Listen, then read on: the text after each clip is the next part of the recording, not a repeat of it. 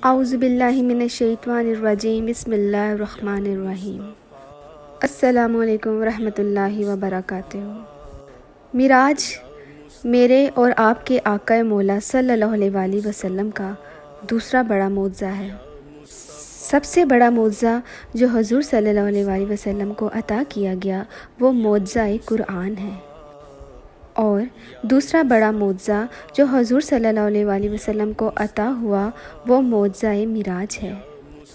معجزے کے حوالے سے ایک اور بات ہمیں ذہن نشین کرنی چاہیے کہ اللہ تعالیٰ کی عادت رہی ہے کہ ہر نبی کو معجزہ اس کے دور کے تقاضوں کے مطابق دیا گیا۔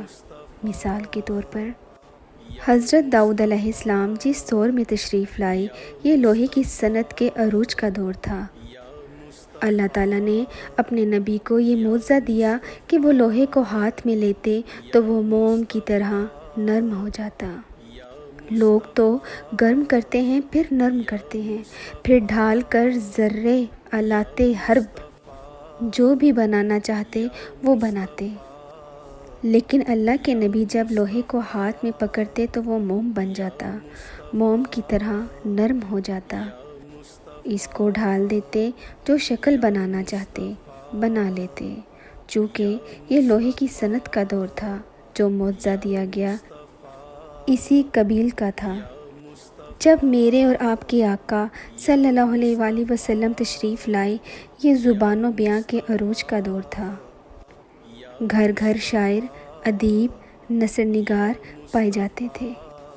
اللہ تعالیٰ نے اپنے محبوب کو سب سے بڑا معجزہ قرآن دیا، اور پھر ان شاعروں، ادیبوں، نثر نگاروں کو کہا کہ قرآن کی مثل ایک سورت ہی لے آؤ۔ امام جلال الدین سویتی رحمۃ اللہ علیہ لکھتے ہیں، اگر قرآن کی مثل لایا جانا ممکن ہوتا تو بدر و احد کی لڑائیاں نہ ہوتی۔ حضور صلی اللہ علیہ وآلہ وسلم کا دور تو بڑا طویل دور ہے، لہٰذا صرف زبان و بیان ہی نے عروج حاصل نہیں کرنا بلکہ کئی چیزوں نے اپنے اپنے دور میں عروج پانا تھا۔ اس لیے اللہ تعالیٰ نے اپنے محبوب کو کئی معجزات دیے تاکہ کسی دور کا مسلمان احساس کمتری میں مبتلا نہ ہو۔ اپنے دور کی اٹھان دیکھیں، پھر نبی کے معجزے کی فہرست دیکھیں، اسے کوئی نہ کوئی معجزہ اس دور کا فخر توڑتا ہوا دکھائی دے گا۔ لیکن دو دور حضور صلی اللہ علیہ وآلہ وسلم کے انتہائی اہم ہیں۔ دور آغاز جب زبان و بیان کو عروج تھا تو قرآن دیا گیا، اور دوسرا دور قرب قیامت کا دور، اس میں سائنس نے عروج پانا تھا۔ لوگوں نے چاند پر جانے کی بات کرنی ہے، مریخ پر سفر کی تیاریاں ہو رہی ہیں، تو دوسرا بڑا معجزہ معراج دیا۔ یہ سائنسدان الٹی چھلانگیں لگاتے رہے، جہاں میرے محبوب کے قدم چلے گئے وہاں کسی کا خیال بھی نہیں جا سکتا۔ کوئی حد ہے ان کے عروج کی، بالغ العلا بکمالہ۔ اب اس آیت کریمہ کی ترتیب دیکھیں تو بالکل سائنسی طریقہ کار کے مطابق ہے۔ چونکہ یہ سائنس کا چیلنج ہے کہ ہم بہت بلند گئے، اللہ نے اپنے محبوب کو یہ دوسرا بڑا معجزہ دیا تاکہ اس سے افتخار کا سر توڑا جائے۔ آنا جانا، سیر و سیاحت، سفر یہ ہمارے روزمرہ کے معاملات ہیں۔ فلسفے اور سائنس کی زبان میں اسے حرکت کہتے ہیں۔ حرکت پر سائنس کے 6 سوالات ہیں: محرک کون؟ متحرک کون؟ زمانہ حرکت کیا ہے؟ مبدأ حرکت کیا ہے؟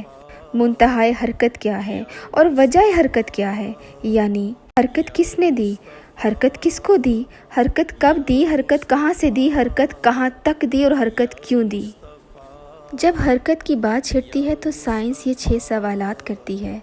اب دیکھیے، معراج کا یہ جو سفر ہے جسے سائنس حرکت کہتی ہے، ان 6 سوالوں کے ترتیب سے جواب موجود ہے۔ محرک کون ہے؟ حرکت کس نے دی ہے؟ اللہ تعالیٰ نے ارشاد فرمایا، سبحان الذی اسریٰ۔ حرکت کس کو دی؟ بعبدہ۔ حرکت کب دی؟ لیلاً۔ حرکت کہاں سے دی؟ من المسجد الحرام۔ حرکت کہاں تک دی؟ الی المسجد الاقصی۔ حرکت کیوں دی لنوریہ من آیاتنا؟ 6 سوالوں کے ترتیب کے ساتھ جواب اس ایک آیت کے اندر موجود ہے۔ پھر حرکت کی 2 قسمیں ہیں، حرکت بالذات اور حرکت بالعرض۔ حضور صلی اللہ علیہ وسلم کا یہ سفر معراج حرکت بالذات ہے یا حرکت بالعرض؟ یہ جو سفر کا لفظ ہم بول رہے ہیں یہ روزمرہ ہے، ورنہ قرآن مجید نے اسے سفر نہیں کہا، سیر کہا ہے، اور اتنی سریح ہے کہ آنکھ جھپکنے سے پہلے گئے بھی اور آئے بھی۔ بستر بھی گرم، پانی ابھی بہہ رہا ہے، زنجیر ابھی ہل رہی ہے، اور لوگ کہتے ہیں یہ کیسے ہوا؟ عقلیں حیران ہیں۔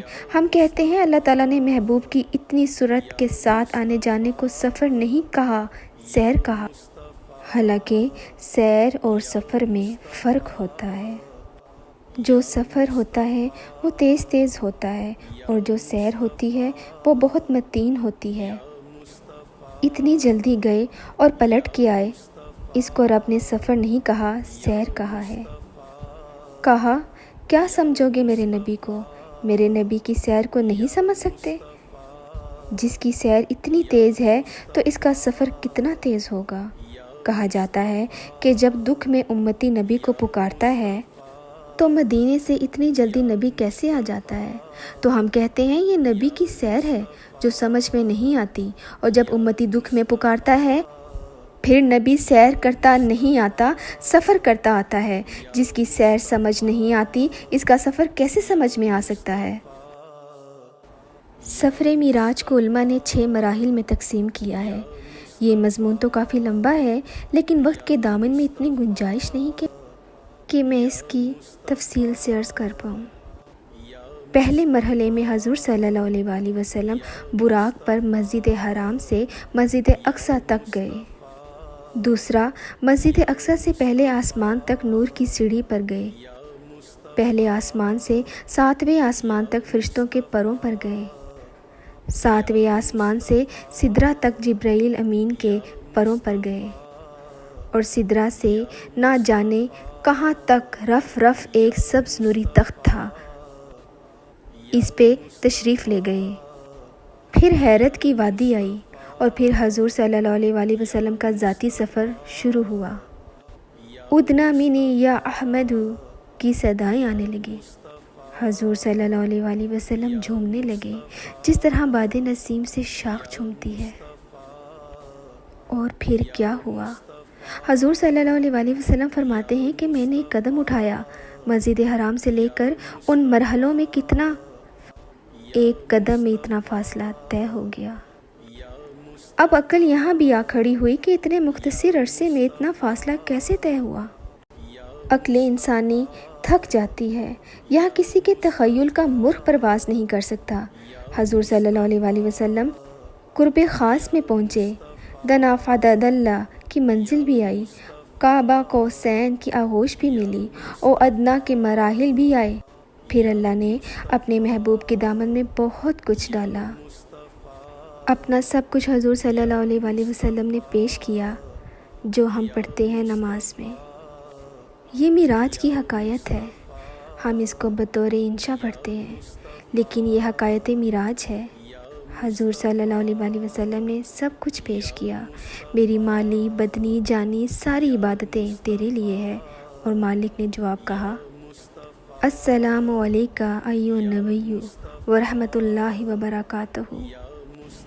اگر محبوب نے سب کچھ پیش کیا تو مالک نے کہا، محبوب میری سلامتیاں بھی، میری رحمتیں بھی، میری برکتیں بھی تیرے لیے ہیں، اور پھر محبوب کی جھولی میں سب کچھ ڈال۔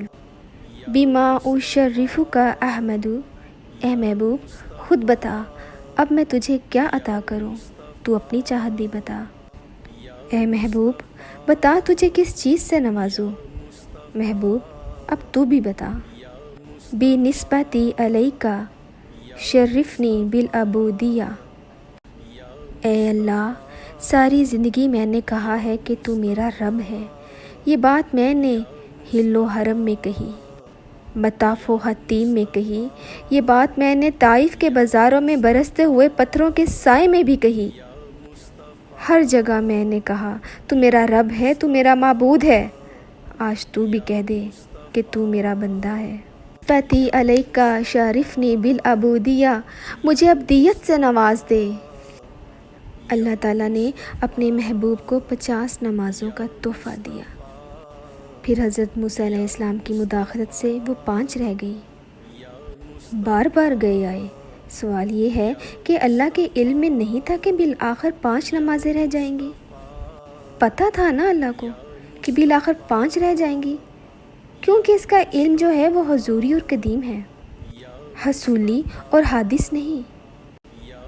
اس کو پتہ تھا کہ بالآخر 5 رہ جانی ہے، دیتا ہی 5 تاکہ بار بار نہ جانا پڑتا۔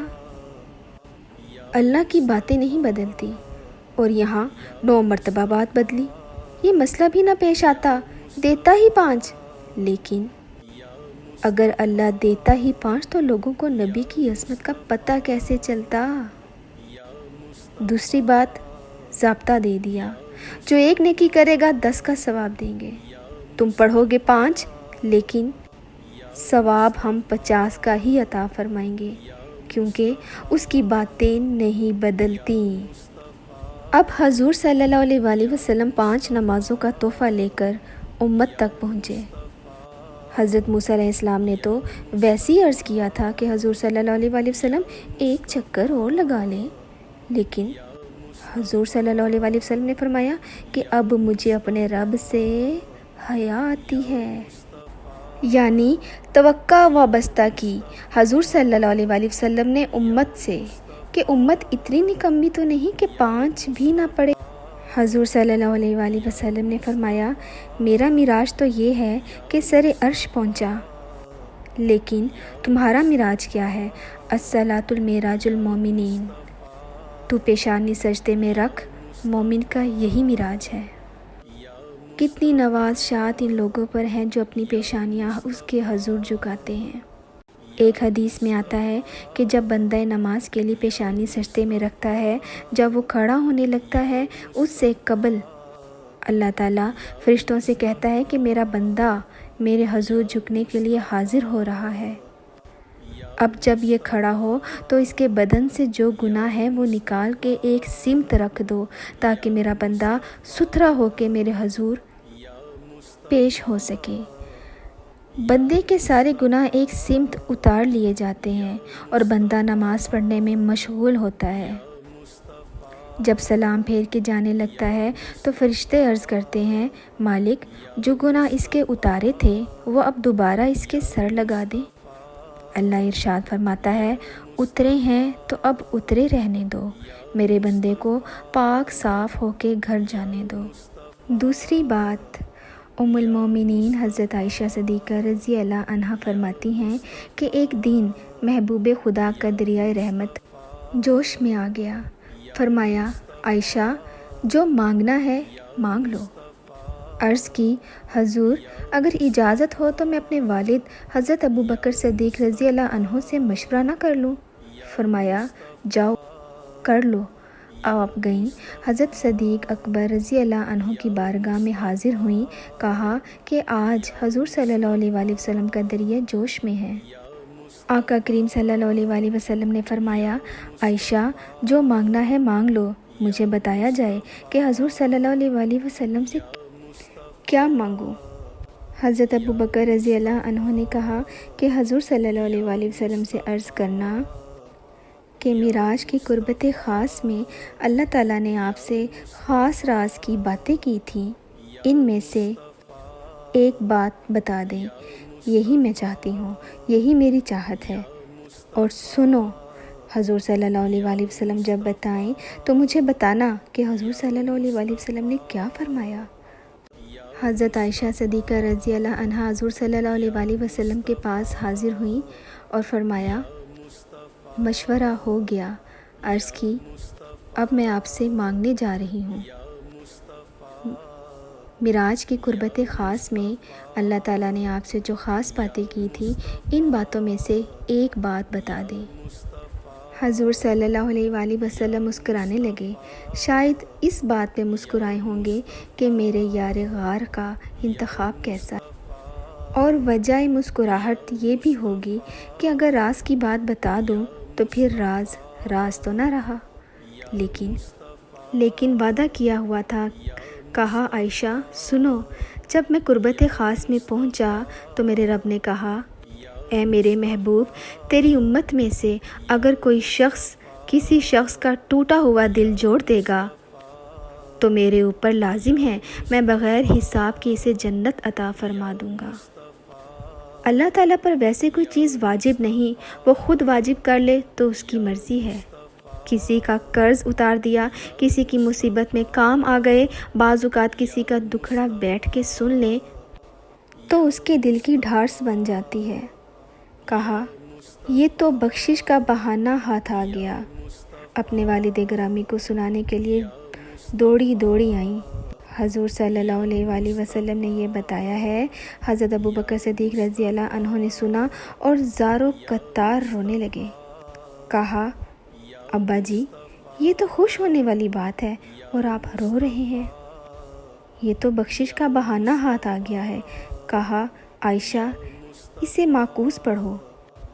تصویر کا دوسرا رخ بھی تو دیکھو، اگر کوئی کسی کا ٹوٹا ہوا دل جوڑے تو وہ سیدھا جنت میں جائے گا، اور اگر کوئی کسی کا دل توڑ بیٹھے تو سیدھا جہنم میں جائے گا۔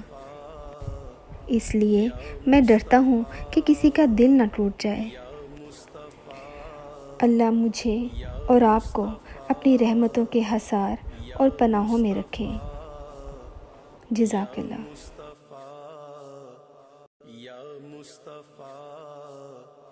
یا مصطفیٰ